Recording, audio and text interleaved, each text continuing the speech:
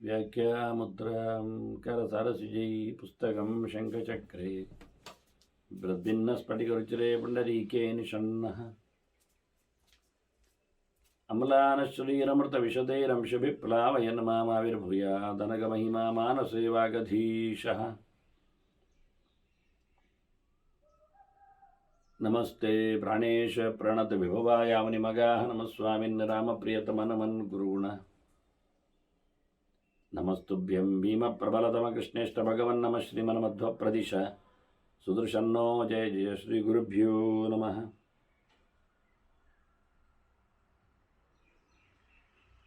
नारायणं सुरगुरुं जगदेकनाथं भक्तप्रियं सकललोकनमस्कृतं च त्रैगुण्यवर्जितमजं विभुमाद्यमीशं वन्दे भवद्गणम् अमरासुरसिद्धवन्द्यम्। नारायणं नमस्कृत्य नरं चैव नरोत्तमं देवीं सरस्वतीं व्यासं ततो जयमुदीरये। ವೇದವ್ಯಾಸರ ಮಹಾಭಾರತದ ಚಿಂತಕರಿಗೆ ವಂದನೆಗಳು. ಅನುಶಾಸನ ಪರ್ವದ 12ನೆಯ ಪ್ರವಚನ.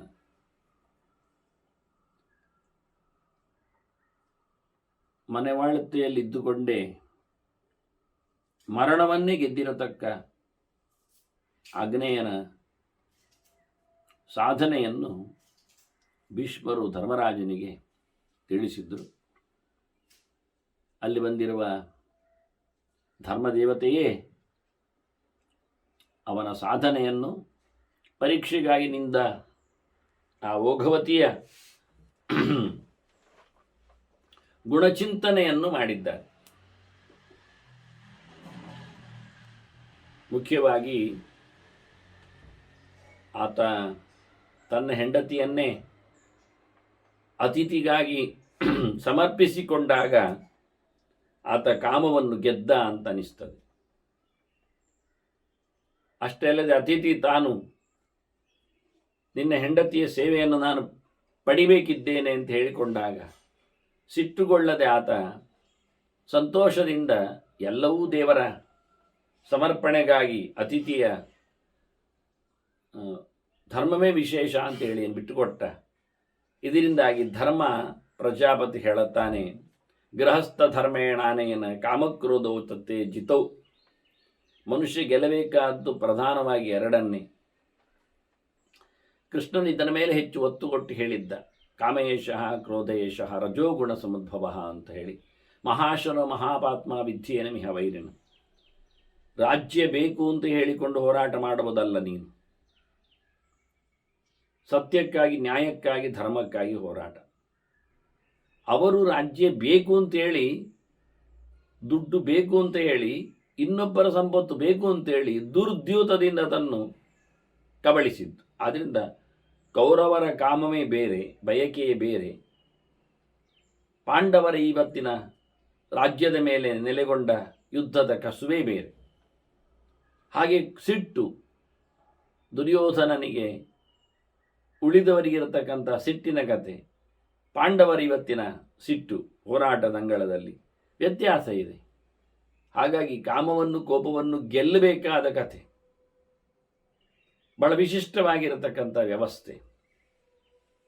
ಹಾಗಾಗಿ ಅರ್ಜುನನಲ್ಲಿ ಬರತಕ್ಕಂಥ ನನಗೆ ಈ ದೇಶ ಬೇಡ, ನಾನು ಭಿಕ್ಷೆ ಬೇಡುತ್ತೇನೆ, ಇವರನ್ನು ಸಾಯಿಸುವ ಅವರು ಮಾಡಿರತಕ್ಕ ಅನ್ಯಾಯದ ಮೇಲೆ ನನಗೆ ಕೋಪ ಬೇಡ, ಶಾಂತತೆಯನ್ನು ಕಾಪಾಡ್ತಾನೆ ಹೇಳುವಾಗ ಧರ್ಮದ ತ್ಯಾಗ, ಸ್ವಧರ್ಮದ ತ್ಯಾಗ ಅನ್ನುವ ಹಿನ್ನೆಲೆಯಲ್ಲಿ ಕೃಷ್ಣ ಕಾಮಕ್ರೋಧಗಳ ಬಗ್ಗೆ ವ್ಯಾಖ್ಯೆ ಮಾಡಿದ್ದ. ನಾವು ಕಳೆದ ಬಾರಿಗೆ ಶುಕನ ಚರಿತೆಯನ್ನು ಕೇಳಿಕೊಂಡಾಗಲೂ ಶಾಂತಿ ಪರ್ವದಲ್ಲಿ ಅವನು ಯಾವ ನೆಲೆಯಲ್ಲಿ ಉದ್ಯಾನದಲ್ಲಿ ಕೂತಾಗ ಕಾಮದ ದಾಸನಾಗದೆ, ಹೊರಗೆ ಹೆಬ್ಬಾಗಿನಲ್ಲಿ ಬಂದಾಗ ಒಳಗೆ ಬಿಡದಿದ್ದಾಗ ಕೋಪಕ್ಕೆ ಬಲಿಯಾಗದೆ ಆಯಿತು. ಉಳಿದದ್ದೆಲ್ಲವೂ ಅದರಿಂದ ನಂತರದಲ್ಲಿ ಬರತಕ್ಕಂತಹ ಸಂಗತಿಗಳು. ಅದರಿಂದ ಹೇಳುತ್ತಾನೆ, ನೀನು ಕಾಮಕ್ರೋಧಗಳನ್ನು ಗೆದ್ದೆ, ಹಾಗಾಗಿ ಎಲ್ಲವನ್ನು ಅತಿಯಾದ ಬಯಕೆಯಿಂದಾಗಿ ಸಾವನ್ನಪ್ಪುವನು, ಸಿಟ್ಟಿನ ಬರದಲ್ಲಿ ಸಾವಿನೆಡೆಗೆ ಸಾಗುವನು. ಹಾಗಾಗಿ ಕಾಮಕ್ರೋಧಗಳ ಗೆಲುವಾದರೆ ಮರಣವನ್ನು ಗೆದ್ದಾಗೆ. ಹಾಗಾಗಿ ನೀನು ಮೃತ್ಯುವನ್ನು ಗೆದ್ದೆ, ಪ್ರತಿಜ್ಞೆಯನ್ನು ನೆರವೇರಿಸಿಕೊಂಡೆ.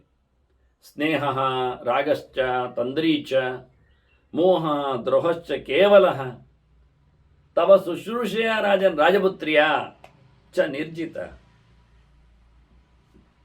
ನಿನ್ನ ಸೇವೆಯಿಂದ, ಪತಿಯ ಮೇಲಿನ ಭಕ್ತಿಯಿಂದ ಈ ರಾಜಮಗಳು ಓಘವತಿ ಬಹಳ ದೊಡ್ಡ ಮಟ್ಟಿನ ಗುಣಗಳನ್ನೆಲ್ಲ ಪ್ರಕಟಪಡಿಸಿಕೊಂಡಿದ್ದಾಳೆ. ಈಗ ಒಂದು ಪ್ರೀತಿ, ಒಂದು ಅನುರಾಗ, ಆಸಕ್ತಿ, ಅಷ್ಟೇ ಅಲ್ಲದೆ ಅತಿಥಿ ಮೇಲಿನ ಸತ್ಕಾರಕ್ಕಾಗಿ ಗಂಡನ ಮೇಲಿನ ಪ್ರೀತಿಯನ್ನು ಇಟ್ಟುಕೊಂಡೇ ಧರ್ಮದ ಮೇಲಿನ ತನ್ನ ಪರಿತ್ಯಾಗದಲ್ಲಿ, ಅದಕ್ಕೆ ಯಾವುದೇ ಸೋಮಾರಿತನ ಇಲ್ಲದೆ, ಶಚಿ ನೋಡಿ ಗಮ್ಮತ್ತು, ಏನು ಅದ್ಭುತ. ಒಂದು ಕಥೆ ಹಿನ್ನೆಲೆ ನೋಡಿಕೊಂಡಾಗ ನಹುಷ ಕರೆದ, ಈಕೆ ವ್ರತ ಇದೆ ಅಂತ ಹೇಳಿ ತಪ್ಪಿಸಿಕೊಂಡ್ಳು. ಬೃಹಸ್ಪತ್ಯಾಚಾರ ಹತ್ರ ಹೋಗಿ ಕೇಳಿ, ಅವನಂತೂ ಹೇಳಿದ, ನಾನು ಇಂದ್ರ ಪದವಿಯಲ್ಲಿದ್ದೇನೆ, ಇಂದ್ರನ ಎಲ್ಲ ವೈಭವಗಳನ್ನು ನಾನು ಅನುಭವಿಸ್ತಾ ಇದ್ದೇನೆ, ಇದೊಂದು ನನಗೆ ಬಾಕಿ ಆಯ್ತಲ್ಲ, ಶಚಿ ಬೇಕಲ್ಲ, ನಾನು ಅವನ ವನದಲ್ಲಿ ವಿಹಾರ ಮಾಡುತ್ತೇನೆ, ಅವನ ವಾಹನದಲ್ಲಿ ಸಂಚಾರ ಮಾಡುತ್ತೇನೆ, ಅವನ ರಥದಲ್ಲಿ ಮೆರಿತೇನೆ, ಅವನ ಹೆಂಡತಿಯಲ್ಲಿ ನಾನು ಅಂತ ಹೇಳಿಕೊಂಡ. ಶಚಿ ಬೃಹಸ್ಪತಿ ಆಚಾರ್ಯಲ್ಲಿ ಕೇಳಿದಾಗ ಅವನು ಉಪಾಯ ಹೇಳಿದ. ಅವನು ಇಂದ್ರನಲ್ಲಿ ಕೇಳಿ ಹೇಳುವ ಅಂದ, ಇಂದ್ರನ ಉಪಾಯ ಹೇಳಿದ್ದು. ಆಯಿತು, ಋಷಿಗಳ ಪಾಲಕಿಯಲ್ಲಿ ಬರ್ತೇನೆ ಅಂತ ಹೇಳಿಕೋ ಅಂತ ಹೇಳಿ ಎಡವಟ್ಟಾಗತ್ತೆ ಅಂತ ಗೊತ್ತವನಿಗೆ. ಋಷಿಗಳನ್ನೇ ಹೊತ್ತುಕೊಳ್ಳುವವರಂತೆ ಮಾಡಿಕೊಂಡ ಅಂದಾಗಲೇ ಅವನ ದರ್ಪ ಎಷ್ಟು ಜೋರಾಯಿತು ಅಂತ ಅರ್ಥ ಆಗ್ತದೆ. ಅಲ್ಲಿಯೇ ಒಂದು ಸೋಲು ಉಂಟವನಿಗೆ. ಹೀಗೆ ಶಚಿ ತಂತ್ರಾಂತರದಿಂದ ತನ್ನ ಧರ್ಮವನ್ನು ಉಳಿಸಿಕೊಂಡ್ಳು. ಆದ್ರೆ ಈಕೆ ನೋಡಿ,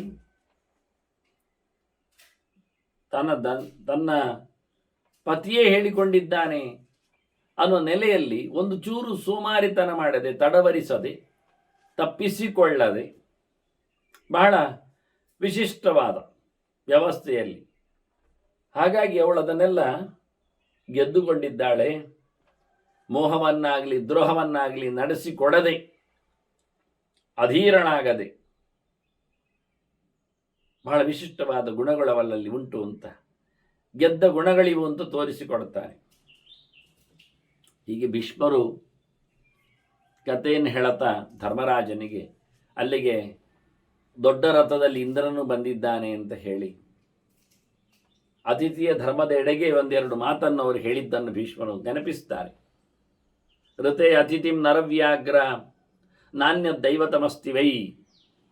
ಭೀಷ್ಮರು ಹೇಳ್ತಾರೆ, ಅತಿಥಿಗಿಂತ ಮಿಗಿಲಾದ ಒಂದು ದೇವರು ಇಲ್ಲ, ದೇವತೆ ಇಲ್ಲ. ಕಾಲಕ್ಕನುಗುಣವಾಗಿ ಅತಿಥಿಯಲ್ಲಿ ಎಲ್ಲರೂ ಸಹ,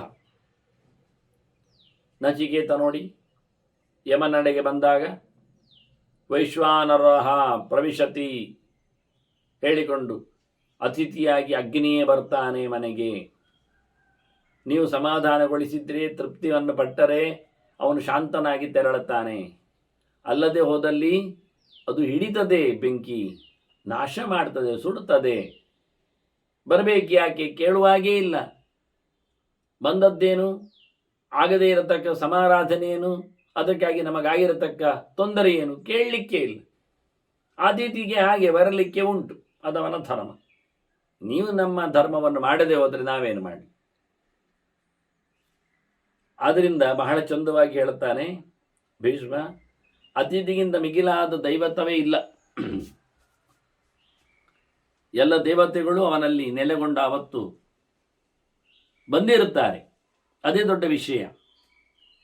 ಅತಿಥಿ ಪೂಜಿತೋ ಯದ್ಧಿ ಧ್ಯಾಯತೆ ಮನಸಾ ಶುಭಂ ನ ತತ್ಕೃತು ಶತೇನಾಪಿ ತುಲ್ಯಮಾಹು ಮನೀಷಿನ.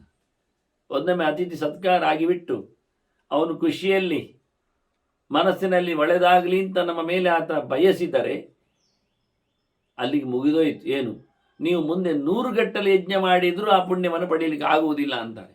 ಯೋಚನೆ ಮಾಡಿದ. ಮನೆಯಲ್ಲಿ ನಿತ್ಯ ಸಮಾರಾಧನೆ, ಬಗೆ ಬಗೆಯ ವ್ರತ ನಿಯಮಗಳು, ಯಜ್ಞ ಯಾಗಗಳು, ಅನ್ನ ಸಂತರ್ಪಣೆ, ಇನ್ನೇನೋ ದೈವಿಕವಾದ ಕಾರ್ಯ ಅದು ಇದು ಅಂತ ಹೇಳಿಕೊಂಡು ನೀವು 100 ಗಟ್ಟಲೆ ಮಾಡಿದರೂ ಅದಕ್ಕಿಂತ ಹೆಚ್ಚಿನ ಪುಣ್ಯ, ಸವಲತ್ತು, ಒಳಿತು ಅತಿಥಿಯ ಸತ್ಕಾರದಿಂದ ಬರ್ತದೆ ಅಂತ ಬಹಳ ಅದ್ಧೂರಿಯಾದಂತಹ ಮಾತನ್ನು ಹೇಳ್ತಾರೆ. ಅತಿಥಿ ಒಂದೊಮ್ಮೆ ಮನೆಯಲ್ಲಿ ಸತ್ಕೃತನಾದರೆ ಆ ಮನೆಗೆ ಆತ ಒಳಿತನ್ನು ಬಯಸಿದರೆ ಅದು ಅವನ ಮನೆಯಲ್ಲಿ ಮತ್ತೆ 100 ಗಟ್ಟಲೆ ಮಾಡುವ ಯಜ್ಞಯಾಗಗಳಿಂದಲೂ ಪಡೆಯಲಾರ. ಅಂತಹ ಅವನಿಗೆ ಸಂಪತ್ತು, ಪುಣ್ಯ, ಒಳಿತು ಸಿಗಲಿದೆ. ಅದೇ ಮತ್ತೆ ಸುದತ್ತಂ ಸುಕೃತಂಚಾಪಿ ಕಂಪಯೇದ್ಯಪಿ ಅನರ್ಚಿತಂ. ಒಂದೊಮ್ಮೆ ಅತಿಥಿಗೆ ಸತ್ಕಾರ ಆಗದೆ ಹೋದಲ್ಲಿ ನೀವು 100 ಗಟ್ಟಲೆ ಯಜ್ಞಯಾಗಗಳನ್ನು ಮಾಡಿದ್ದರು, ದಾನ ದಕ್ಷಿಣೆಗಳನ್ನು ಕೊಟ್ಟಿದ್ದರು, ಅದು ಎಂತ ಇದ್ದರೂ ಸಹ ಜಾರಿ ಹೋದೀತು. ಮಾಡಿದ್ದು ಇನ್ನು ಮಾಡುವಂಥದ್ದು ಬಿಡಿ. ಒಂದೊಮ್ಮೆ ಅತಿಥಿಗೆ ಸತ್ಕಾರ ಆಗಲಿಲ್ಲ ಮನೆಯಲ್ಲಿ, ಅವ ವಿರಸನಾಗದ ಅಂತಹ ಸಂದರ್ಭದಲ್ಲಿ ಅವನಿದಕ್ಕಿಂತ ಮೊದಲು ಮಾಡಿರತಕ್ಕಂಥ ದಾನ ದಕ್ಷಿಣೆಗಳು, ಕರ್ಮಾದಿಗಳು, ಜ್ಞಾನದ ವಿಷಯದಲ್ಲಿ ಹೇಳಲಿಲ್ಲ ಅವರು. ಇಷ್ಟೇ. ಅದರಿಂದ ಇಲ್ಲಿ ದಾನ ಮತ್ತು ಯಜ್ಞ ಎರಡನೇ, ಯಜ್ಞದಾನ ಎರಡನೇ, ತಪಸ್ಸನ್ನು ಹೇಳಲೇ ಇಲ್ಲ. ಮಾಡಿರತಕ್ಕ ತಪಸ್ಸು ಹಾಳಾಗಿ ಹೋಗ್ತದೆ, ಚಿಂತನೆ ನಷ್ಟವಾಗ್ತದೆ. ಜ್ಞಾನದ ಮೇಲೆ ಯಾವತ್ತೂ ಸಹ ಅಭಿಭವ ಆಗಲಿ, ಹೊಡೆತ ಆಗಲಿ ಯಾವುದರಿಂದಲಾಗಿ ಬೀಳುವ ಕ್ರಮ ಇಲ್ಲ. ಅದೊಂದು ಸ್ಪೆಷಲ್. ಆದರೆ ದಾನಕ್ಕೆ, ಯಜ್ಞಕ್ಕೆ, ಅದಕ್ಕೆ ಬೀಳುತ್ತದೆ ಪೆಟ್ಟು ಅಂತ. ಪಾತ್ರಂತೂ ಅತಿಥಿ ಮಾಸಾಧ್ಯ ಶೀಲಾಢ್ಯಂ ಯೋ ನ ಪೂಜಯೇತ್. ಇನ್ನೊಂದು ಬಹಳ ಚಂದವಾದ ಒಂದು ಮಾತು ನೋಡಿ. ಒಬ್ಬ ಯೋಗ್ಯನಾದ ಶಬ್ದ ಹಾಕ್ತಾರೆ, ಅದು ಗಮನಿಸಬೇಕಾದ್ದು. ಯೋಗ್ಯನಾದ ಒಬ್ಬ ಅತಿಥಿಯನ್ನು, ಅವನು ಯೋಗ್ಯ ಪಾತ್ರನಿದ್ದಾನೆ. ಪಾತ್ರ ಆಗಲಿಕ್ಕೆ ಕಾರಣವಾದದ್ದು ಜ್ಞಾನವೂ ಉಂಟು, ಹರಿಭಕ್ತಿಯೂ ಉಂಟು, ವೈರಾಗ್ಯವೂ ಸೇರಿದೆ, ವೃತ್ತವೂ ಚೆನ್ನಾಗಿರಬೇಕು, ನೈತಿಕ ಮೌಲ್ಯವನ್ನು ಗಮನಿಸಲಿಕ್ಕೆ ಇದೆ, ಸಾಮಾಜಿಕವಾಗಿಯೂ ಅವನು ಶುದ್ಧನಾಗಿರಬೇಕು. ಅಂದರೆ ಶಾಸ್ತ್ರೀಯವಾದ ಹಿನ್ನೆಲೆಯಲ್ಲಿ. ಇವತ್ತು ನಾವು ಸಮಾಜ ಶುದ್ಧ ಅಂದಾಗ ಅವನು ಪ್ಯಾಂಟ್ ಶರ್ಟ್ ಹಾಕಿರಬೇಕೆನ್ನುವುದನ್ನು ಹೇಳ್ತಾರೆ. ಎಷ್ಟು ನಗೆಪಾಟಲು ಕೇಳಿದರೆ ಅದರಲ್ಲಿ ಅಂಗಿ ತೆಗಿಬೇಕು, ಪ್ಯಾಂಟ್ ಇರಬಹುದು ಅಂತ. ಈ ನಮೂನೆಯ ಒಂದು ಶುದ್ಧತೆಯ ಕಥೆಯೇ ನಮ್ಮಲ್ಲಿ ಇಲ್ಲ. ಶಾಸ್ತ್ರಗಳಲ್ಲಿ, ಧರ್ಮಶಾಸ್ತ್ರಗಳಲ್ಲಿ ಇದೊಂದು ವಿಚಿತ್ರ. ಮಡಿವಂತಿಕೆಯ ಲಕ್ಷಣಗಳನ್ನು, ಶುದ್ಧತೆಯ, ಶೌಚದ ಒಂದು ವ್ಯಾಪ್ತಿಯನ್ನು ಹೇಳುವಲ್ಲಿ ಅರ್ಧ ಜರತಿಯ ನ್ಯಾಯ ಅವರು ಹೇಳುವುದಿಲ್ಲ. ಪ್ಯಾಂಟ್ ಹಾಕಿರಲಿ, ಅಂಗಿ ಮಾತ್ರ ತೆಗೆದಿರಲಿ ಅಂತ. ಮತ್ತೆ ಬೇಕಾದರೆ ಅಂಗಿಯ ಬದಲಿಗೆ ಒಂದು ಶಾಲೆ ಹಾಕ್ಕೊಳ್ಳಿ ಅಂತ ಹಾಕೊಳ್ಳುವುದಾದರೆ. ಈಗ ಅದು ಶಾಲೆ ಎನ್ನುವುದು ಒಂದು ಭಾರತೀಯ ಸಂಸ್ಕೃತಿ ಅಂತ ಇಟ್ಕೊಳ್ಳುವ. ಪ್ಯಾಂಟ್ ಎನ್ನುವುದೊಂದು ಅದು ಪಾಶ್ಚಾತ್ಯ ಸಂಸ್ಕೃತಿ, ಬ್ರಿಟಿಷರದ್ದು ಕೊಡುಗೆ. ಈಗ ಅವ ಎಂತವ ಅರ್ಧ ಜಾರತಿ ಅಂತ ಅದಕ್ಕೆ ಹೇಳಿದ್ದಾನೆ. ಅವನಿಗೇನವನೀಗ ಅಂಗಿ ತೆಗೆಯುವುದರಿಂದ, ತೆಗೆಯುವುದು ಅಂದರೆ ರಿಮೂವಿಂಗ್ ಅಂತ, ಒದೆದುಕೊಳ್ಳುವುದಿಲ್ಲ, ಹಾಸಿಕೊಳ್ಳುವುದಿಲ್ಲ, ಸಿಕ್ಕಿಸಿಕೊಳ್ಳುವುದಿಲ್ಲ ಅಂತ. ಮತ್ತೆ ಹೆಗಲಲ್ಲಿ ಹಾಕಿರ್ತಾನವ. ನೀವು ಅದೆಲ್ಲ ಮಾಡಲಿಕ್ಕೆ ಬರುವುದಿಲ್ಲ. ಈಗ ಅಂಗಿ ತೆಗೆಯುವುದು ಅಂದರೆ ಅಂಗಿಯ ರೂಪದಲ್ಲಿ ಅದು ಹಾಕಿಕೊಂಡಿಲ್ಲ ಅಂತ. ಈಗ ಅಷ್ಟೇ, ಒಂದು ತುಂಡಾಗಿ ಹೆಗಲ ಮೇಲೆ ಕೂತಿರ್ತದೆ. ಮತ್ತೆ ಅದನ್ನು ಕೆಲವರು ಕೈಯಾಗಿ ಇಳಿಸಿ ಬಿಡುವುದುಂಟು, ಮೈಯನ್ನು ಮೈಯಾಗಿ ಬೆನ್ನಿನ ಹಿಂದೆ ಇಳಿಸಿಕೊಳ್ಳುವುದುಂಟು. ಅದು ಎಂತ ಮಾಡಿದರೂ ನಡೀತದೆ. ಒಟ್ಟವ ಧರಿಸಿಕೊಳ್ಳಿಲ್ಲ, ನಾಟ್ ಓರಿಂಗ್, ಇಷ್ಟೇ ಲೆಕ್ಕ. ವ್ಯಾರ್ ಮಾಡಲಿಕ್ಕಿಲ್ಲ, ಕಳಚಿಕೊಂಡಿದ್ದಾನೆ, ತೆಗೆದು ಬಿಟ್ಟಿದ್ದಾನೆ. ಇದರಿಂದ ಏನಾಯಿತು? ಮ್ಯಾಕ್ಸಿಮಮ್ ಆದದ್ದು ಏನು ಕೇಳಿದರೆ, ಪ್ರತ್ಯಕ್ಷವಾಗಿ ಸಿಕ್ಕಿದ ಫಲ ಅಂತ ಕೇಳಿದರೆ ಅವನ ಹೊಟ್ಟೆ ಒಂದು ಕಂಡಿತು ಅಂತ. ಅದರಾಚೆ ಕಾಣುವುದು ಕಷ್ಟವೇ. ನಾವೇನು ಸಾಧನೆ ಮಾಡಿದೆವು ಅವನಿಂದ ಅಂಗಿ ಬಿಚ್ಚಿಸಿ ಕೇಳಿದರೆ ಅವನ ಹೊಟ್ಟೆಯನ್ನು ಕಾಣಿಸುವಂತೆ ಮಾಡಿದೆವು. ಕೆಲವರಿಗೆ ಮುಜುಗರೂ ಆಗ್ತದೆ ಇದರಿಂದ. ಅವರ ಹೊಟ್ಟೆ, ಅವರ ಮೈ, ಆ ಮೈಯಲ್ಲಿರತಕ್ಕ ಕಲೆಗಳು ಅಥವಾ ರೋಮಗಳು, ಇನ್ನೇನೋ ಕೆಲವರಿಗೆ ಅದು ಮುಜುಗರ. ಇನ್ನೊಬ್ಬರು ನೋಡ್ತಾರೆ ಅಂತಲ್ಲ, ಅವರಿಗೆ ಅದು ಸಂಕೋಚ ಆಗುತ್ತೆ ಕೆಲವೊಮ್ಮೆ. ಮತ್ತೆ ಬೇರೆ ಕಡೆಯಲ್ಲಿ ಹೇಗೆ ಬೇಕಾದ್ರೆ ಅವರು ಇರ್ತಾರೆ ಅಂತ ನೀವು ಹೇಳ್ಬೋದು. ಅದು ಇರಲಿ, ನಮಗೆ ಸಂಬಂಧಪಟ್ಟದ್ದಲ್ಲ. ಅವರ ಮನೆಯಲ್ಲಿಯೋ, ಪಾರ್ಕಿನಲ್ಲಿಯೋ, ಬೀಚಿನಲ್ಲಿಯೋ, ಯಾವುದೇ ಪ್ರಕಾರದಲ್ಲಿ ಇರಲಿ, ಆವಾಗ ಅವರಿಗೆ ಮುಜುಗರ ಆಗುವುದಿಲ್ಲ. ಎಲ್ಲ ಕೇಳಲಿಕ್ಕೆ ಹೋಗಬೇಡಿ, ಹಾಗೆ ತಾನೇ ಅಂತೆಲ್ಲ ಅಲ್ಲ. ಈಗ ನೀವು ಇಲ್ಲಿಗೆ ಬಂದದ್ದು ದೇವರ ಚಿಂತನೆಯಲ್ಲಿ, ದೇವಾಲಯದ ಅಟ್ಮಾಸ್ಫಿಯರಲ್ಲಿ ಅಂದಾಗ ಅದಕ್ಕೆ ಆಗಿರತಕ್ಕಂಥ ಒಂದು ಲಕ್ಷಣಗಳು, ವ್ಯವಸ್ಥೆಗಳು ಇರ್ತವೆ. ಅದು ಬೀಚ್ ಅಲ್ಲ, ಅದು ಆ ಮೊನೋಪೋಲಿ ಇಲ್ಲ ಅಲ್ಲಿ. ಸಾಮಾನ್ಯವಾಗಿ ಬೀಚಿನಲ್ಲಿ ಬಂದಾಗ ಅವರವರದ್ದೇ ಪ್ರಪಂಚದಲ್ಲಿ ಇರ್ತಾರೆ, ಪಾರ್ಕಿನಲ್ಲಿ ಹಾಗೆ ಇರುತ್ತಾರೆ. ಆದರೆ ದೇವಸ್ಥಾನದಲ್ಲಿ ಹಾಗೆ ಇರುವುದಿಲ್ಲ. ಅವರವರದ್ದೇ ಪ್ರಪಂಚದಲ್ಲಿ ಇಲ್ಲ, ಅವರು ದೇವರ ಪ್ರಪಂಚದಲ್ಲಿ ಇರುವುದಿಲ್ಲ, ಅವರು ಜನಪ್ರಪಂಚದಲ್ಲೇ ಇರ್ತಾರಾಗ. ಸಂತೆ ಇದ್ದ ಹಾಗೆ ಇರ್ತದೆ, ಜಾತ್ರೆ ಇದ್ದ ಹಾಗೆ ಇರ್ತದೆ. ಆ ಎಲ್ಲವನ್ನು ನೋಡುವ ಎಲ್ಲರಿಗೂ ಎಲ್ಲೆಡೆಯೂ ಆ ಕುತೂಹಲ ಇರ್ತದೆ. ಇದೊಂದು ಯೋಚನೆ ಮಾಡಿಕೊಂಡಾಗ ಶುದ್ಧತೆಯ ನೆಲೆಯಲ್ಲಿ ಅಂತ ಅರ್ಥ ಮಾಡಿಕೊಳ್ಳಿಕ್ಕೆ ಆಗುವುದಿಲ್ಲ. ಒಬ್ಬರ ಮೈ ಒಬ್ಬರಿಗೆ ತಾಗುವಾಗ ಸ್ಕಿನ್ ಅಲರ್ಜಿ ಆಗುವ ಸಾಧ್ಯತೆಗಳು ಹೆಚ್ಚಿರುತ್ತವೆ, ರಶ್ ಇರುವುದರಿಂದ. ಏನೋ ಕೊರೋನಾದಾಗಿ ಒಂದು ಅಡಿ ಉದ್ದನೆಯ ದೂರವನ್ನು ಮೇಂಟೈನ್ ಮಾಡಿಕೊಂಡು ಎಲ್ಲ ಹೋಗುವುದಿಲ್ಲ ಇಲ್ಲಿ. ಆದರೆ ಇದು ಪ್ರಯೋಜನ ಇಲ್ಲದ ಶುದ್ಧತೆ. ವಾಸ್ತವವಾಗಿ ಕ್ರಮ ಇಲ್ಲ, ಇದು ಸಮ ಅಲ್ಲ ಮಾಡುವಂಥ ರೀತಿ. ತುಂಡು ಪಟಗಳಿಗೆ ನಿಷೇಧವನ್ನು ಶಾಸ್ತ್ರಕಾರರು ಕೊಟ್ಟದ್ದು. ಕಂಡ ವಸ್ತ್ರ ಆಗಲಿಕ್ಕಿಲ್ಲ ಅಂತ, ದರ್ಜಿ ಹೊಲಿದದ್ದು ಆಗುವುದಿಲ್ಲ ಅಂತ. ಹಾಗೆಯೇ ಮಿಂದು ಬಂದ ಬಳಿಕ ದೇವರ ಪೂಜೆ ಪುನಸ್ಕಾರ ಜಪತಪ ಅನುಷ್ಠಾನ ಹೋಮ ಹವನಾದಿಗಳಿಗೆ ಶುದ್ಧವಾದ ಬಟ್ಟೆ ಬೇಕು ಅಂದಾಗ ಅದು ರಜಕ ಅಂದರೆ ಒಗೆಯುವವ ಒಗೆದ ಬಟ್ಟೆಯನ್ನು ಕಟ್ಟಿ ಹಾಕಲಿಕ್ಕಿಲ್ಲ ಅಂತ ಉಂಟು. ನತು ನೇಜಕ ದೌತೇನ ಅಂತಾರೆ. ಮತ್ತೆ ತಾನೇ ಹಿಂದಿನ ದಿನ ಹಿಂಡಿ ಹಾಕಿದ ಒಣಗಲು ಹಾಕಿದ ಬಟ್ಟೆ ಆಗಬೇಕು ಹೊರತು ಬೇರೆ ಯಾರೋ ಒಬ್ಬರು ಹಾಕಿದ್ದೆಲ್ಲ ಆಗುವುದಿಲ್ಲ ಅನ್ನುವ ಮಾತನ್ನು ಕೊಡ್ತಾರೆ. ಹಾಗೆಯೇ ತುಂಡು ಮಾಡಿದ, ಕತ್ತರಿಸಿದ, ಅದನ್ನು ಜಾಯಿಂಟ್ ಮಾಡಿದ, ಹೊಲಿದ ಬಟ್ಟೆ ಆಗುವುದಿಲ್ಲ. ಅಹತ ಅಂತದಕ್ಕೆ ಕರೆದದ್ದು. ಸುತ್ತಮುತ್ತಲು ಅದರ ಬಾರ್ಡರ್ 4 ಫೇಸಸ್ ಇರಬೇಕು ಅಂತ ಇಡೀ ಬಟ್ಟೆಯನ್ನು ತೊಟ್ಟುಕೊಂಡು ಹೊದೆದುಕೊಂಡು ಬರಬೇಕು. ಇದು ಕ್ರಮ ವಾಸ್ತವವಾಗಿ. ಇದನ್ನು ತಪ್ಪಿಸಿದರೆ ಅಂಥ ಬಟ್ಟೆಗಳನ್ನು ಬಿಚ್ಚುವಲ್ಲಿದ್ರೆ ಅರ್ಥ ಇರ್ತದೆ. ಕಂಡ ಬಟ್ಟೆಗಳನ್ನೆಲ್ಲ ಹೊತ್ತುಕೊಂಡು ಬರಬೇಡಿ, ಧರಿಸಿಕೊಂಡು ಬರಬೇಡಿ, ಕೈಯಲ್ಲಿ ಬೇಕಾದ್ರೆ ಇಟ್ಕೊಂಡು ಬನ್ನಿ. ಯಾಕೆಂದರೆ ಕೆಲವರು ಬಹಳ ಮಡಿವಂತರೆಲ್ಲ ಇರ್ತಾರೆ. ಹೊರಬದಿಯಲ್ಲಿ ಗೋಪುರದಲ್ಲಿ ಚಪ್ಪಲಿಯನ್ನು ಬಿಡಲಿಕ್ಕೆ ಅವರಿಗೆ ಅಂಜಿಕೆ ಇರ್ತದೆ. ಅಲ್ಲಿ ಆದರೂ ನಾಯಿ ಮೂಸ್ತದ ಅಂತವರಿಗೆ ಹೆದರಿಕೆ ಇರ್ತದೆ. ನಾವೆಲ್ಲ ದೇವಸ್ಥಾನಗಳಲ್ಲಿ ತುಂಬ ಹತ್ತಿರದಲ್ಲಿ ನಾಯಿಗಳನ್ನೆಲ್ಲ ಓಡಾಡಲಿಕ್ಕೆ ಒಂದಕ್ಕೆರಡಕ್ಕೆ ಮಾಡಲಿಕ್ಕೆ ಎಲ್ಲ ಬಿಡುತ್ತೇವೆ. ನಾವೆಲ್ಲ ಮಡಿವಂತ, ನಾಯಿಯಲ್ಲಿ ನಾರಾಯಣನನ್ನು ನೋಡುವವರು ಅಂತ ಹೇಳಿ. ಹಾಗಾಗಿ ಅವನಿಗೆ ಅದು ಹೆದರಿಕೆಯಾಗಿ ಅವನು ಚಪ್ಪಲಿಯನ್ನು ಚೀಲದಲ್ಲಿ ಹಾಕೊಂಡು ದೇವರ ಒಳಗೆ ಬರ್ತಾನೆ. ಪ್ರದಕ್ಷಿಣೆ ನಮಸ್ಕಾರ ಮಾಡುವಾಗ ಅಲ್ಲೇ ಇಡ್ತಾನೆ ಅದನ್ನು ಕೆಳಗೆ ಜೋಪಾನವಾಗಿ, ನಾಯಿಗಿಂತ ವಾಸಿ ಅಂತ. ಆದರೆ ಅವನು ಸ್ವಲ್ಪ ಹುಚ್ಚ. ಯಾಕೆಂದರೆ ನಾಯಿ ಮುಟ್ಟಿದವರೆಲ್ಲ ಬಂದಿರೋದಿಲ್ಲ ದೇವರೊಳಗೆ. ಆದ್ದರಿಂದ ಅವನ ಮಡಿವಂತಿಗೆ ಸತ್ತೋಯ್ತು, ಪ್ರಯೋಜನ ಆಗಲಿಲ್ಲ. ಇನ್ನು ಬೇರೇನೋ ಉದ್ದೇಶ ಇರ್ಬೋದು. ಹಾಗಾಗಿ ಇಲ್ಲಿ ಬಹಳ ಚಂದವಾಗಿ ಯೋಗ್ಯನಾದ ಪಾತ್ರವನ್ನು ಅನ್ನುವಲ್ಲಿ ಅಂತಹ ಯೋಗ್ಯತೆಯನ್ನು ಗಮನಿಸ್ತಾರೆ, ಗುರುತಿಸ್ತಾರೆ. ಇಂತಹ ಒಬ್ಬ ಅತಿಥಿ ಬಂದಲ್ಲಿ ಅವನಿಗೆ ಸತ್ಕಾರ ಆಗದೆ ಹೋದರೆ ಏನಾಗ್ತದೆ ಎನ್ನುವುದನ್ನು ಹೇಳ್ತಾರೆ ಭೀಷ್ಮರು. ಪ್ರಧಾನವಾಗಿ ಮುಖ್ಯವಾಗಿ ಅವನೇನು ಕೇಳಿದರೆ, ಸದತ್ವಾ ದುಷ್ಕೃತಂ ತಸ್ಮೈ ಪುಣ್ಯಮಾದಾಯ ಗಚ್ಚತಿ ಅಂತ. ಅವನಿಗೆ ಕೆಟ್ಟದ್ದನ್ನು ಕೊಟ್ಟು ಒಳಿತನ್ನು ಇಟ್ಕೊಂಡು ಹೋಗ್ತಾನಂತೆ. ಅತಿಥಿ ಬಂದು ಯೋಗ್ಯನಾದವ, 2-3 ಶಬ್ದದಿಂದ ಹೇಳ್ತಾರೆ ಅವರು. ಪಾತ್ರಂ ಅಂತಾರೆ, ಆನಂತರ ಶೀಲಾಢ್ಯಂ ಅಂತಾರೆ. ಹೊರಗಿನಿಂದಲೂ ಒಳಗಿನಿಂದಲೂ ಅವನ ಶುದ್ಧತೆಯನ್ನು ತಿಳಿಸ್ತಾರೆ ಅವರು. ಅಂಥ ಮೌಲ್ಯಯುತನಾದ ಒಬ್ಬ ಅತಿಥಿ ಮನೆಗೆ ಬಂದವ ಅಥವಾ ಎಲ್ಲಿಗೋ ಸಿಕ್ಕಿದವ, ಅವನು ಗೌರವದಲ್ಲಿ ಹೋಗದೆ ಆದರೆ ಖುಷಿಯಲ್ಲಿ ಅವನು ಹೋಗದಿದ್ದಲ್ಲಿ ಅವನು ತನ್ನ ಪಾಪವನ್ನಲ್ಲಿ ಚೆಲ್ಲಿಕೊಳ್ತಾನೆ, ಮನೆ ಮಂದಿಯ ಪುಣ್ಯವನ್ನು ಹೊತ್ಕೊಂಡು ಹೋಗ್ತಾನೆ. ಇದು ಮುಖ್ಯವಾದ ವಿಷಯ ಅಂತಾರೆ. ಸದತ್ವ ದುಷ್ಕೃತಂ ತಸ್ಮೈ ಪುಣ್ಯಮಾದಾಯ ಗಚ್ಚತ್.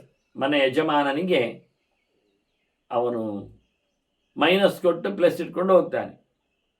ಈ ರೀತಿಯಾಗಿ ಅತಿಥಿಯ ದೊಡ್ಡಸ್ತಿಕೆಯನ್ನು ಹೇಳುತ್ತಾ, ಕಥೆಯನ್ನು ತಿಳಿಸ್ತಾ ಅದರ ಫಲಶ್ರುತಿಯನ್ನು ಹೇಳ್ತಾರೆ ಅವರು. ಧನ್ಯಂ ಯಶಸ್ಯಂ ಆಯುಷ್ಯಂ ಇದಂ ಆಖ್ಯಾನಂ ಉತ್ತಮಂ. ಈ ಕಥೆಯನ್ನು ಕೇಳಿದರೆ ನಮಗೇನೋ ಒಂದು ಲಾಭ ಆದ ಹಾಗೆ, ನಮಗೆ ಕೀರ್ತಿ ನಮ್ಮ ಹೆಸರು ಅದು ಸರ್ವತ್ರ ಹರಡುತ್ತದೆ. ನಾವು ಯಶಸ್ವಿಗಳಾಗ್ತೇವೆ, ಕೆಲಸದಲ್ಲಿ ಕೀರ್ತಿಶಾಲಿಗಳಾಗ್ತೇವೆ, ಬಹಳ ಕಾಲ ಬದುಕ್ತೇವೆ, ಒಳ್ಳೆಯ ಆಯುಷ್ಯ, ಒಳ್ಳೆಯ ಜ್ಞಾನ ಸಂಪಾದನೆ ಆಗ್ತದೆ. ಯಾರು ಬೆಳಿಬೇಕು, ಅಭಿವೃದ್ಧಿ ಪಡಿಬೇಕು ಅಂತ ಬಯಸ್ತಾನೆ ಅವನು ಖಂಡಿತವಾಗಿ ಇದನ್ನು ಮೆಲುಕು ಹಾಕಬೇಕು. ಬುಭೂಷತ ಅಭಿಮಂತವ್ಯಂ, ಅವನು ಕೇಳಬೇಕು, ಅನುಸಂಧಾನ ಮಾಡಬೇಕು, ಅರ್ಥ ಮಾಡಿಕೊಳ್ಳಬೇಕು.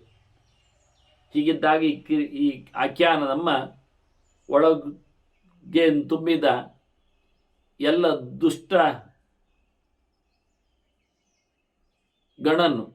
ಭಾವಗಳನ್ನು ದೂರ ಮಾಡ್ತವೆ. ಸರ್ವ ದುಶ್ಚರಿತಾಪಹ, ಕೆಟ್ಟದ್ದು ಮಾಡಿದ್ದರ ಪ್ರಾಯಶ್ಚಿತ್ತಕ್ಕೆ ಈ ಅತಿಥಿಯ ಕತೆ, ಅತಿಥಿ ಸತ್ಕಾರ ಮಾಡಿದ ಗುಣವಂತರ ಚರಿತ್ರೆ ಕೇವಲ ಇಲ್ಲಿ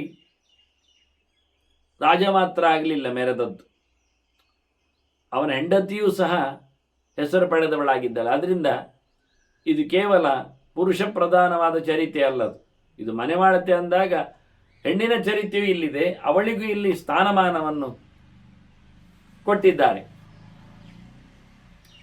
ಹೀಗೆ ಬಹಳ ಚಂದವಾದಂಥ ಚರಿತ್ರೆ ಹೇಳುತ್ತಾ, ಇದಮ್ಯ ಕಥೆಯೇತ್ ವಿದ್ವಾನ್, ಹೇಳುವವ ಕೇಳುವವ ಮಾಮೂಲಿ ಉಂಟಲ್ಲ, ಪುಣ್ಯ ಲೋಕಾನವಾಪುನ್ಯಾತ್, ಉತ್ತಮ ಲೋಕಕ್ಕೆ ಸೇರ್ತಾನೆ ಅಂತ. ಹೇಗೆ ಆ ರಾಜನಿಗೆ ಉತ್ತಮ ಲೋಕ ಪ್ರಾಪ್ತಿಯನ್ನು ಹೇಳಿದರು, ಅದೇ ರೀತಿಯಾಗಿ ಪುಣ್ಯಲೋಕದ ಪ್ರಾಪ್ತಿಗೆ, ಸದ್ಗತಿಗೆ ಈ ಚರಿತ್ರೆಗಳ ಅನುಪಾನ ಆಗಬೇಕು ಅಂತ. ಪಾತ್ರನ ಬಗ್ಗೆ ಇಲ್ಲಿ ಮಾತು ಬಂದದ್ರಿಂದ ಧರ್ಮರಾಜ ಅದಕ್ಕೆ ಮುಂದುವರಿಕೆಯಾಗಿ ಒಂದು ಮಾತು ಕೇಳುತ್ತಾನೆ. ಒಮ್ಮೊಮ್ಮೆ ನಮಗೆ ಒಳ್ಳೆಯದಾದ ಒಂದು ಜನ್ಮ, ಬದುಕು, ಜ್ಞಾನಿಯಾಗಿ ಉನ್ನತ ಮಟ್ಟದ ಕರ್ಮವನ್ನು ನಡೆಸಬೇಕು ಅಂತ ಆಸೆ ಆದರೆ, ಬ್ರಾಹ್ಮಣ್ಯಮಥ ಚೇತ್ ಇಚ್ಛೇತ್ ಕಥಂ ಶಕ್ಯಂ ಪಿತಾಮಹ, ನಮಗೆ ಬ್ರಾಹ್ಮಣ್ಯ ಬರಬೇಕು ಅಂತ ಆಗಿದ್ದರೆ ಅದಕ್ಕೆ ಎಂತ ಮಾಡಬೇಕು, ಏನು ಮಾಡಿದಾಗ ಅಂಥದ್ದನ್ನು ಸಂಪಾದನೆ ಮಾಡಲಿಕ್ಕೆ ಬರ್ತದೆ? ಜಾತಿಯಿಂದ, ಧರ್ಮದಿಂದ, ಗುಣಲಕ್ಷಣಗಳಿಂದ, ಶಾಸ್ತ್ರಕ್ಕನುಗುಣವಾಗಿ ಭಗವದೆಚ್ಚರ ಸಂಪಾದನೆ ಮಾಡಿಕೊಳ್ಳುವ ಒಂದು ಏನು ಹಂತ ಇದೆ, ಇದನ್ನು ಹೇಗೆ ಗೆಲ್ಲುವುದು? ಈ ಮೂರು ಜಾತಿಗಳಿಗಿಂದ ನಾವು ಕ್ಷತ್ರಿಯರು, ವೈಶ್ಯರು, ಶೂದ್ರರು, ಇವರೆಲ್ಲರಿಗಿಂತ ಮಿಗಿಲಾಗಿ ಅಂತಹ ಭಗವದೆಚ್ಚರ ಸಂಪಾದನೆ ಮಾಡಿಕೊಂಡು ನಿರಂತರವಾಗಿ ಅದನ್ನು ಉಳಿಸಿಕೊಳ್ಳುವಂಥ ನೆಲೆಯಲ್ಲಿ ಅದನ್ನೊಮ್ಮೆ ನಾವು ಗೆದ್ದಬೇಕು ಅಂತ ಇದ್ದರೆ ಎಂತ ಮಾಡಬೇಕು ಹೇಳಿ? ಯಾಕೆಂದರೆ ನೀವು ಭವಾನ್ ವಿಶಿಷ್ಟ ಬುದ್ಧಿಯಾಚ ಪ್ರಜ್ಞೆಯ ತಪಸಾತತ, ನಿಮಗೆ ಒಳ್ಳೆ ಬುದ್ಧಿವಂತಿಕೆ ಇದೆ, ಒಳ್ಳೆ ಕೇಳಿಕೊಂಡಿದ್ದೀರಿ, ನೀವು ಒಳ್ಳೆ ನಿಷ್ಠೆಯಿಂದ ಅದನ್ನು ಅರಗಿಸಿಕೊಂಡಿದ್ದೀರಿ. ಹಾಗಾಗಿ ಅದರ ಉಪಸತ್ತಿ ಇದೆ, ಎಚ್ಚರ ಇದೆ, ನೆನಪು ಇದೆ. ಇನ್ನೂ ಅನೇಕ ಗುಣಗಳು ನಿಮ್ಮಲ್ಲಿ ಮನೆ ಮಾಡಿವೆ. ಗುಣೇಶ್ಚ ವಿವಿಧೈಹಿ ಸರ್ವೈಹಿ, ಎಲ್ಲ ಪ್ರಕಾರದ ಗುಣಗಳು ನಿಮ್ಮಲ್ಲಿವೆ. ಹಾಗಾಗಿ ನೀವು ಹಿರಿಯರು ಬೇರೆ, ವಯಸ್ಸಾಚ ಸಮನ್ವಿತ, ಹೊರಗಿನ ಬಾಹ್ಯವಾದ ಗುಣಗಳಿಗಿಂತ ಹೆಚ್ಚು ನಿಮ್ಮಲ್ಲಿ ವಯಸ್ಸು ತುಂಬಿದೆ. ಆ ವಯಸ್ಸಿನಿಂದ ನಿಮ್ಮ ತಪಸ್ಸು ಮೆಚ್ಚಿದೆ. ಹೀಗಾಗಿ ಸಕಲ ಗುಣ ಸಂಪೂರ್ಣರಂತೆ ನೀವು ಇರಲಾಗಿ ನಿಮ್ಮನ್ನು ಬಿಟ್ಟರೆ ಬೇರೆ ಯಾರಿದ್ದಾರೆ ನಿಮ್ಮ ಹಾಗೆ ನನಗೆ ಕೇಳಲಿಕ್ಕೆ, ಪ್ರಶ್ನೆಗೆ ಇಲ್ಲ. ನಾನ್ಯ ತ್ವದನ್ಯ ಲೋಕೇಶು ಪ್ರಷ್ಟವ್ಯೋಸ್ಮಿ ನರಾಧಿಪ. ಉತ್ತಮನಾದವ, ಕೇಳಲಿಕ್ಕೆ ಬೇಕಾದವ, ನಿಮಗಿಂತ ಮಿಗಿಲಾದವ ಯಾರೂ ಇಲ್ಲ.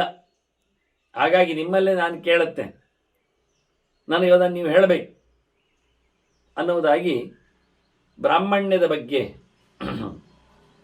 ಒಂದು ಚರಿತೆಯನ್ನು ಕೇಳುತ್ತಾ ಇದ್ದಾನೆ ಧರ್ಮರಾಜ.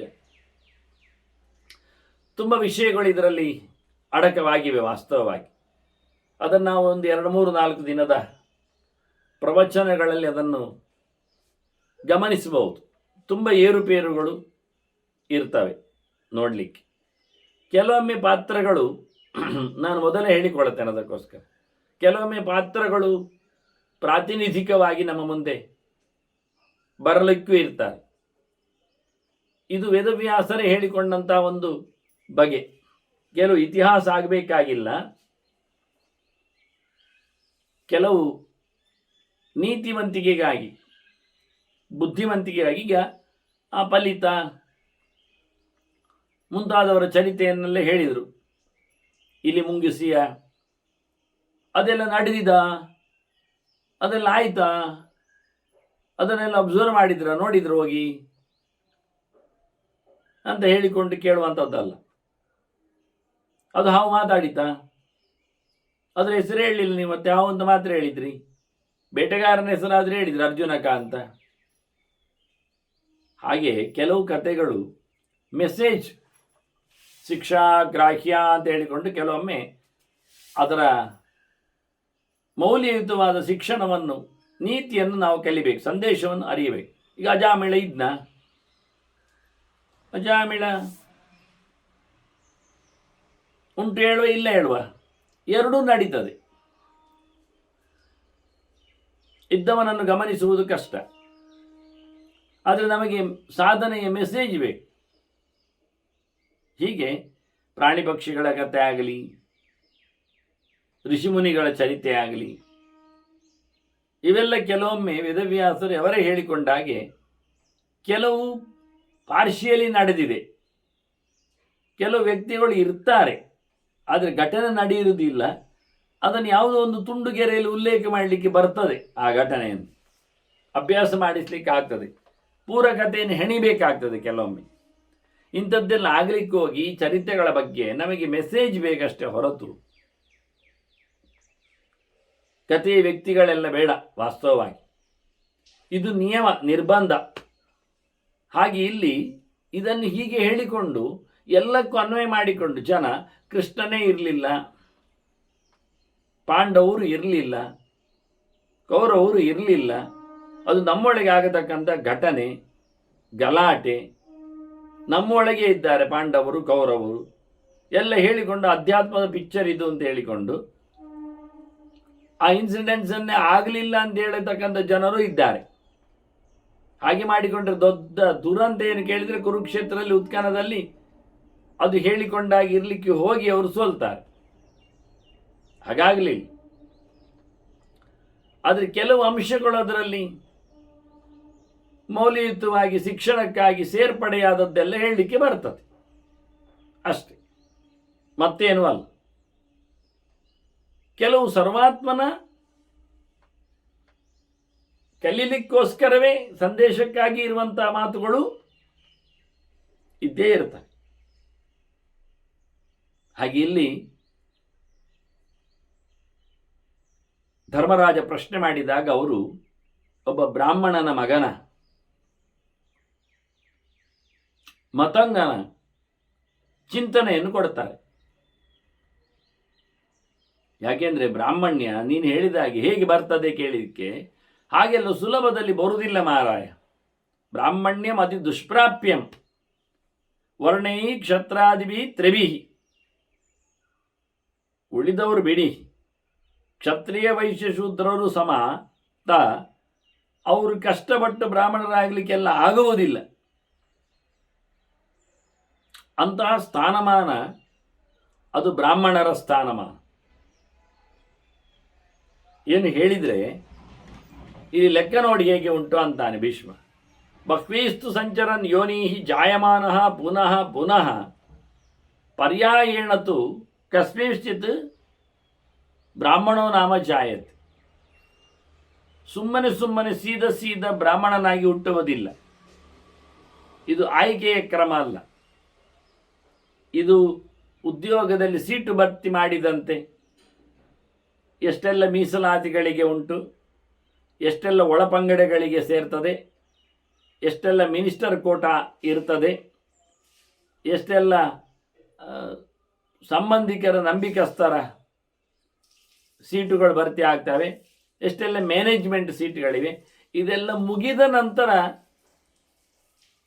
ಅಚಾನಕವಾಗಿ ಮೆರಿಟಲ್ಲಿ ಒಬ್ಬ ಬ್ರಾಹ್ಮಣ ಬಂದರೆ ಅವನಿಗೆ ಸೀಟ್ ಸಿಕ್ಕಿದ ಹಾಗೆ.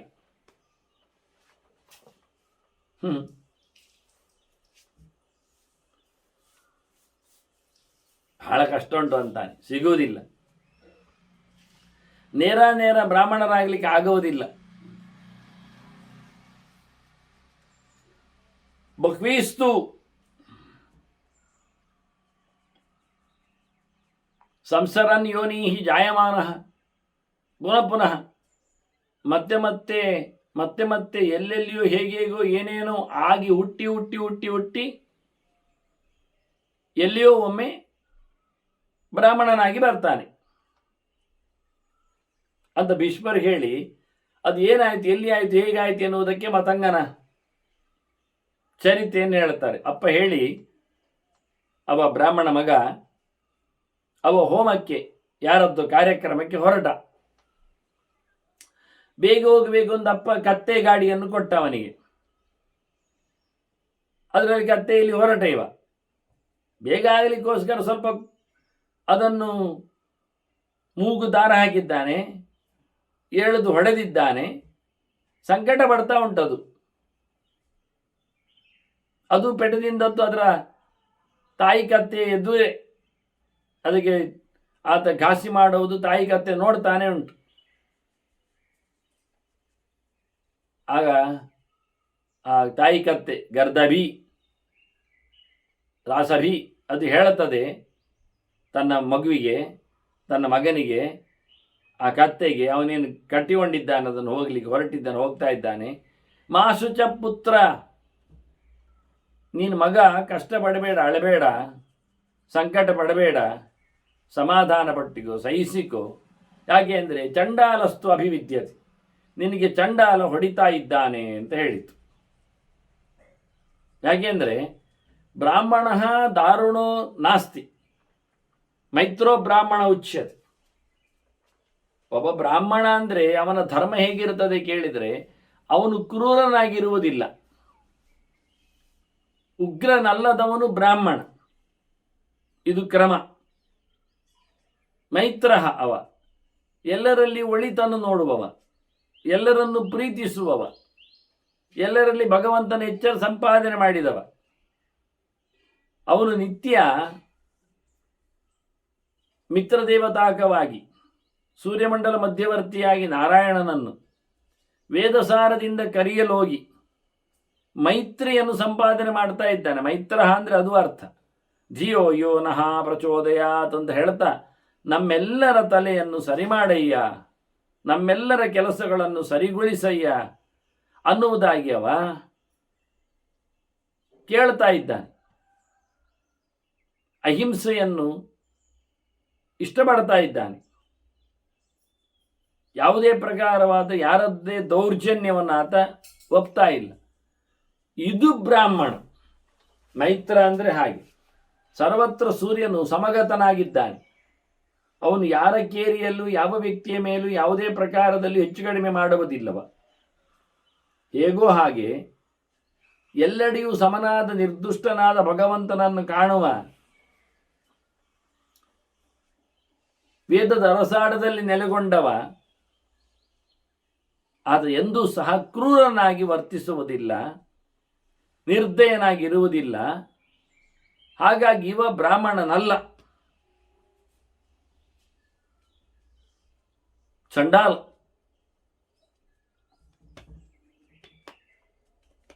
ಬ್ರಾಹ್ಮಣ ಎಲ್ಲರಿಗೂ ಗುರು ಇದ್ದಾನೆ. ಪರಂಪರೆಯಲ್ಲಿ ಯಾರ್ಯಾರಿಗೋ ಪಾಠವನ್ನು ಹೇಳಿಕೊಟ್ಟಿರ್ತಾನೆ. ಯಾರೊಬ್ಬ ಯಾರಿಗೋ ಪಾಠ ಮಾಡಿದರೆ ಅವನ ಮನೆ ಪೂರ್ತಿ ಅವರ ಶಿಷ್ಯರಿದ್ದಾಗಿ. ಮೊದಲು ಮಕ್ಕಳು ಹೇಳ್ತಾರೆ, ಹೆಂಡತಿ ಹೇಳ್ತಾಳೆ, ನಮ್ಮ ಯಜಮಾನ ನಮ್ಮಪ್ಪ ಅವರಲ್ಲಿ ಓದಿದ್ದಾರೆ ಅಂತ. ಅಲ್ಲಿ ಆಯ್ತಾ? ಈಗ ಅಪ್ಪ ಅಮ್ಮನ ಕೈಯಲ್ಲಿ ಮಕ್ಕಳು ಕಲಿಯುವುದರಿಂದ ಮಕ್ಕಳು ಸಹ ಅವನ ಶಿಷ್ಯರಾದೇ ಆಗಿದ ಹಾಗೆ. ನಾಳೆ ಅವರಿಗೆ ಮಕ್ಕಳಾದರೂ ಮದುವೆ ಆದರೂ ಅವರೆಲ್ಲರೂ ನಮ್ಮ ಅಜ್ಜ ಓದಿದ್ದಾರೆ ಹೇಳಿ ಮತ್ತೆ ಪುನಃ ಯಥಾಪ್ರಕಾರ ಅದೇ ವಾಕ್ಯ. ಹೀಗೆ ಒಂದೊಂದು ಮನೆತನ ಒಂದೊಂದು ಗುರುಗಳ ಆಶೀರ್ವಾದದಲ್ಲಿ ಬೆಳೀಲಿಕ್ಕೆ ಹೋಗಿ, ಕಲೀಲಿಕ್ಕೆ ಹೋಗಿ, ಅದೆಲ್ಲ ಸ್ಪ್ರೆಡ್ ಆಗಲಿಕ್ಕೆ ನಿಂತು ಸರ್ವತ್ರ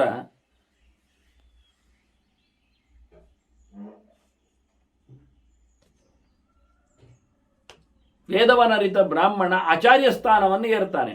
ಆಚಾರ್ಯ ಸರ್ವಭೂತಾನಾಂ ಅಂಥವನು ಇನ್ನೊಬ್ಬರ ಮೇಲೆ ದೌರ್ಜನ್ಯ ತೋರಿಸ್ತಾನ? ಶಾಸ್ತಾ ಕಿಂ ಪ್ರಹರಿಷ್ಯತಿ, ಅವನು ಶಾಸನ ಮಾಡ್ತಾನ? ಅವನು ಪಾಠ ಹೇಳಲಿಕ್ಕೆ ಬರುವವ, ಅವನು ಜ್ಞಾನ ಕಾರ್ಯದಲ್ಲಿ ನಿಂತವ, ಅವ ಆಚಾರ್ಯ ಸ್ಥಾನದಲ್ಲಿ ಇದ್ದಾನೆ. ಆಗಿರುವಾಗ ಅವನು ರೂಲ್ ಸ್ಥಾನಕ್ಕೆ ಬರುವುದಿಲ್ಲ, ಆಡಳಿತಿಗೆ ಬರುವುದಿಲ್ಲವ, ರೂಲ್ ಔಟ್ ಮಾಡುವುದಿಲ್ಲ ಯಾರನ್ನು. ಹಾಗಾಗಿ ಹೊಡೆಯುವವನೇ ಬೇರೆ, ನಡೆಸುವವನೇ ಬೇರೆ. ಆಚಾರ್ಯ ಅಂದ್ರೇನು? ಆಚಿನೋತಿ ಶಾಸ್ತ್ರಾಣಿ ಅಂತ ಅರ್ಥ, ಅಧ್ಯಯನಗಳನ್ನು ಮಾಡಿದವ ಅಂತ ಅರ್ಥ. ಆಚಾರಾನ್ ಗ್ರಹಯತ್ಯಪಿ, ಇನ್ನೊಬ್ಬರಿಗೆ ಅದನ್ನು ಹೇಳಿಕೊಡುವವನು ಅಂತ ಅರ್ಥ. ಸ್ವಯಂ ಆಚರತೆ ತಸ್ಮ, ತಾನದನ್ನು ಮಾಡ್ತಾ ಇದ್ದಾನೆ ಅಂತ ಅರ್ಥ. ಅಂಥವನು ಇನ್ನೊಬ್ಬರಿಗೆ ಹೇಳಿಕೊಡುವವನು.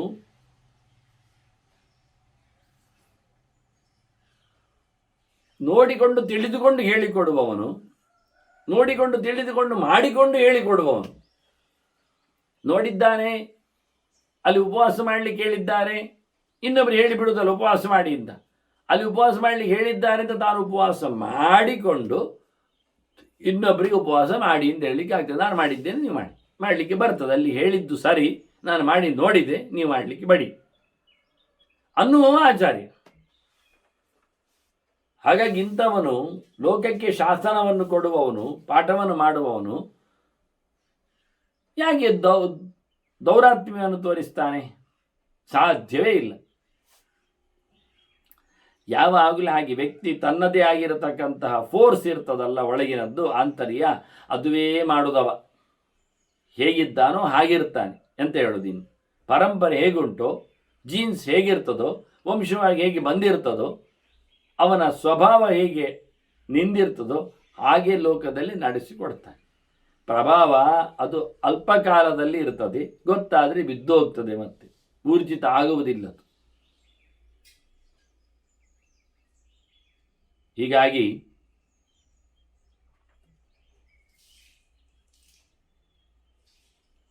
ಇವ ಮತಂಗ ಅಯಂತು ಪಾಪ ಪ್ರಕೃತಿ, ಇವ ಅತ್ಯಂತ ಕೆಟ್ಟ ಸ್ವಭಾವದವ, ಒಳ್ಳೆಯವನಲ್ಲ. ಬಾಲೇನ ಕುರುತೆ ದಯಾಂ, ಅವನ ಮಗುವಿನ ಮೇಲೆ ಪ್ರೀತಿಯನ್ನು, ದಯೆಯನ್ನು ತೋರಿಸುವುದಿಲ್ಲ, ಉಪಕಾರವನ್ನು ಮಾಡಲಿಕ್ಕೆ ಹೋಗುವುದಿಲ್ಲ. ಅಯ್ಯೋ ಕತ್ತೆ ಮರಿ ಉಂಟು, ಇದು ಸಣ್ಣದುಂಟು, ಇದಕ್ಕೆ ಹೊಡಿಬಾರದು, ಇದನ್ನು ಓಡಿಸ್ಲಿಕ್ಕೆ ಹೋಗಬಾರದು ಎನ್ನುವ ಎಚ್ಚರ ಅವನಲ್ಲಿ ಇಲ್ಲ. ಯಾಕೆ? ಅವನ ಪ್ರಕೃತಿ ಸರಿ ಇಲ್ಲ. ಅವನು ಧಿಯೋ ಯೋನ ಪ್ರಚೋದಯಾದ ಹೇಳತಕ್ಕವನಲ್ಲ. ಅವನು ಎಲ್ಲರಿಗೂ ಒಳ್ಳೆಯದಾಗಲಿ ಅನ್ನುವ ಮೊನೋಪೋಲಿ ಅವನಲ್ಲವ. ಆ ರೀತಿಯಾಗಿ ಚಿಂತನೆ ಮಾಡಿ ಬರಲಿಲ್ಲವ. ಅವನದ್ದೆಂಥ ಜಾತಿ, ಅವನದ್ದೆಂಥ ನಿಯಮ, ಅವನದ್ದೆಂಥ ಸ್ವಭಾವ, ಅವನದ್ದೆಂಥ ಪ್ರಕೃತಿ, ಅವನದ್ದೆಂಥದ್ದು ಹುಟ್ಟು, ಹಾಗೆ ಮಾಡ್ತಾನೆ. ಸ್ವಯೋನಿಂ ಮಾನಯತ್ತೇಶ. ಯಾರೋ ಒಬ್ರು ಹೇಳಿದರು ನನಗೆ, ಹೇಳುವಾಗಲೇ ತಿಳಿಸಿಕೊಟ್ರವರು, ನನಗೆ ಇವರು ಬೈದಿದ್ದಾರೆ ಅಂತ. ನಮಗೆ ಬೈಯುವ ಪ್ರಸಂಗವೇ ಬರಲಿಲ್ಲ, ಬೈಲಿಕ್ಕೆ ಇರಲೂ ಇಲ್ಲ. ಅವರು ಕ್ರಿಯೇಟ್ ಮಾಡಿದರು. ನಮ್ಮ ಏನು ಎಂತ ಹೇಳೋದದು, ವೃತ್ತಿಪರ ವಕೀಲರು ಅಂತ ಇರ್ತಾರಲ್ಲ, ಅವರಿಗೆ ಅದೇ ಕೆಲಸ ಮಾಡಿಸ್ತಾರ.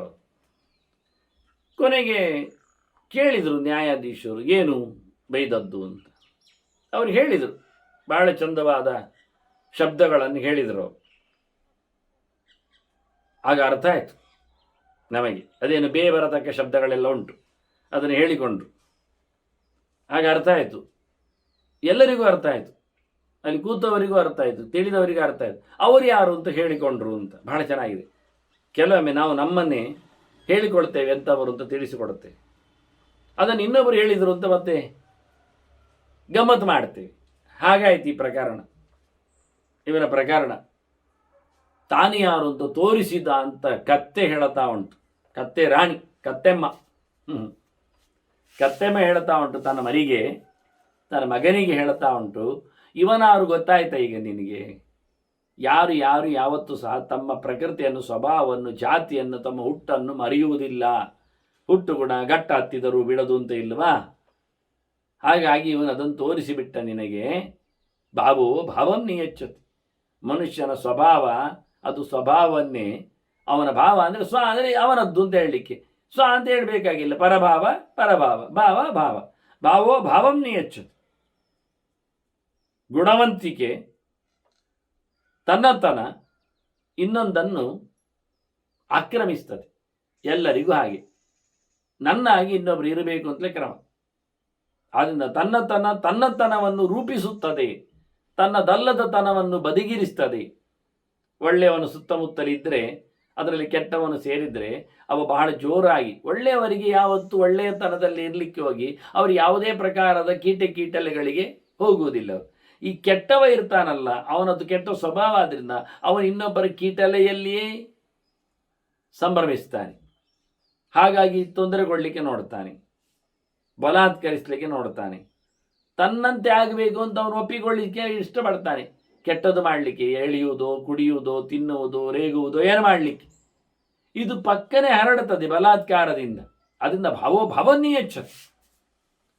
ದುಷ್ಟಭಾವವು ಶಿಷ್ಟಭಾವವನ್ನು ಕಂಪ್ರೆಸ್ ಮಾಡ್ತದೆ. ಏನು ಗಮ್ಮತ್ತು ನೋಡಿ, ಎಷ್ಟು ಚೆನ್ನಾಗಿದ್ದ ಪ್ರಹ್ಲಾದ, ಅವನ ಮೇಲೆ ಎಷ್ಟು ದೌರ್ಜನ್ಯ ಮಾಡಿದರು, ಹೇಳಿಕೊಂಡ್ರು. ಮತ್ತೆ ನಮ್ಮದು ಗಂಧದ ಕಾಡು, ಅಲ್ಲಿ ಇದು ಬೆಳೆದು ನಿಂತದ್ದು ಮುಳ್ಳಿನ ಗಿಡ, ಇದನ್ನು ನಾಶ ಮಾಡಬೇಕು ಅಂತ ಹೇಳಿದ್ದು ಸರಿ ಉಂಟು ಅಂತ ಇರಲಿ, ಯಾಕೆಂದರೆ ನಾಶ ಮಾಡಲಿಕ್ಕೆ ಆಗುವುದಿಲ್ಲ ಅಂತ ಆಗಿ ಹೋಯಿತು.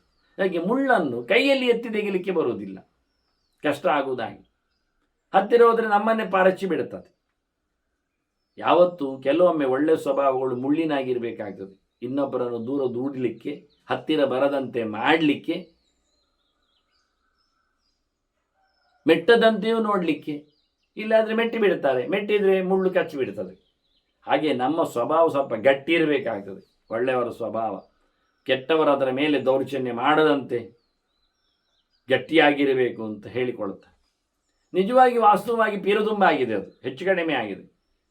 ಮುಳ್ಳಿನ ಮದೆಯಲ್ಲಿ ಬೆಳೆದ ಗಂಧದ ಗಿಡ ಆಗಿದೆ ಪ್ರಹ್ಲಾದ. ಅಂದರೆ ಎಲ್ಲ ದೈತ್ಯರು ಮುಳ್ಳುಗಳೇ. ಆದ್ದರಿಂದ ವಾಸ್ತವವಾಗಿ ಗೆರೆ ಚೇಂಜ್ ಮಾಡಬೇಕು. ದೈತ್ಯ ಕಂಟಕವನೇ ಜಾತೋಯನ್ ಚಂದನದ್ರುಮಃ ಆಗಬೇಕು ಪ್ರಹ್ಲಾದನಿಗೆ. ಯಾರು ಹೇಳ್ತಾರೆ, ಯಾರು ನೋಡ್ತಾರೆ ಬಿಡಿ. ಯಾಕೆಂದರೆ ಉಪಯೋಗಿಸಿಕೊಂಡ್ರೆ ಗಂಧವು ಗಂಧದ ಮರ ಆಗಿರ್ತದೆ. ಯಾರು ಉಪಯೋಗಿಸಿಕೊಳ್ಳದಿದ್ದರೆ ಅವರೆಷ್ಟು ಹೇಳಿದರೇನು, ಬರೆದರೇನು, ತಿಳಿಸಿದರೇನು, ನಾವು ಕೇಳುವುದಿಲ್ಲ ಅಂತ ಕೂತರೆ ಕೊನೆಗೆ ನಮ್ಮದು ಒಂದೇ ರಾಗ ಒಂದೇ ರೋಗ ಎಂಥದ್ದು, ಅವರೇ ದೇವರು, ಅವರೇ ಕಾಯಬೇಕು ಅಂತ. ಇದು ಕರ್ಮ. ಅವರು ಯಾರನ್ನು ದೇವರು ಹೇಳಿದ್ದಾರೆ, ಪ್ರಹ್ಲಾದ ಯಾರನ್ನು ಕರೆದ ಅದನ್ನು ಯೋಚನೆ ಮಾಡಿ. ಅವನು ಯಾರನ್ನು ಮೊರೆದ ಅದನ್ನು ಹೇಳಲಿಕ್ಕೆ ಹೋಗಿ, ಅವನು ಏನು ತೋರಿಸಿಕೊಟ್ಟ ಮೆಸೇಜ್, ಏಳುವಾಗ, ಇರುವಾಗ, ಬೀಳುವಾಗ, ಬರುವಾಗ ಎಲ್ಲ ಬಗೆ ಬಗೆಯ ದೇವರ ನಾಮಸ್ಮರಣೆಯನ್ನು ಮಾಡಲಿಕ್ಕುಂಟು ಅಂತ ತೋರಿಸಿಕೊಟ್ಟವ. ಇದನ್ನೆಲ್ಲ ಕಲಿಬೇಕಾದ್ರೆ ವಿಷ್ಣು ಪುರಾಣ ನೋಡಬೇಕು ಒಮ್ಮೆ ಹೆಚ್ಚು. ಅದು ಬದಿಗಿರಿಸಿ ನಾವು ಅವನೇನಾದ ಅಂತ ನೋಡಿಕೊಂಡು ಅವನ ಬೆನ್ನೆ ಹೋಗಿಕೊಂಡು ಅವನನ್ನು ತಬ್ಬಿಕೊಂಡು ಆತುಕೊಂಡು ಅವನಿಗೆ ಕೀಟಲೆ ಕೊಡುತ್ತಾ ಪ್ರಹ್ಲಾದ ಪ್ರಹ್ಲಾದ ಪ್ರಹ್ಲಾದ ಪ್ರಹ್ಲಾದ, ಅವನಿಗೆ ಕಸಿಬಿಸಿಯಾಗಿ ಹೋಗಿದೆ, ಕೆಸರೆಚ್ಚಿಯಾಗಿ ಆಗ್ತದೆ. ಹೇಸಿಗೆ ಮಾರೆ, ನಾನು ದೇವರ ಆಟವನ್ನು ನೋಡಿ ಅದರಿಂದ ನಾನು ಬದುಕಿ ಬಂದೆ, ನನ್ನ ಅಪ್ಪ ಅಮ್ಮನನ್ನ ನಾನು ಕಳ್ಕೊಂಡ್ರು ಪರವಾಗಿಲ್ಲ, ದೇವರು ದೊಡ್ಡ ತೋರಿಸಿಕೊಟ್ಟು ಹೇಳಿದೆ. ಇವನನ್ನೇ ಪೂಸಿ ಹೊಡಿತಾ ಇದ್ದಾರೆ. ಇವನನ್ನೇ ರಥದಲ್ಲಿ ಕುಳ್ಳಿರಿಸುವುದೇನು, ಮೆರವಣಿಗೆ ಮಾಡುವುದೇನು, ಛತ್ರಚಾಮರದ ಪಲ್ಲಕ್ಕಿ ಸೇವೆಯೇನು, ಅವ ಬೆಳ್ಚವನಾಗಿ ಹೋಗಿದ್ದಾನೆ ಈಗ ಹೇಸಿಗೆ.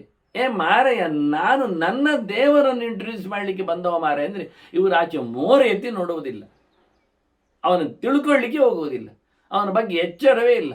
ಇವನದ್ದೇ ಸ್ತೋತ್ರ ಏನು, ಇವನದ್ದೇ ಮಂತ್ರ ಏನು, ಇವನದ್ದೇ ಪಂಚಾಮೃತ ಏನು, ಅದರಲ್ಲೇ ಮುಗಿದಾಯ್ತು. ನಾವು ಏನು ಆರಾಧನೆ, ಏನು ಗೌಜಿ, ಎಲ ಯಬ, ಅದ್ಭುತ.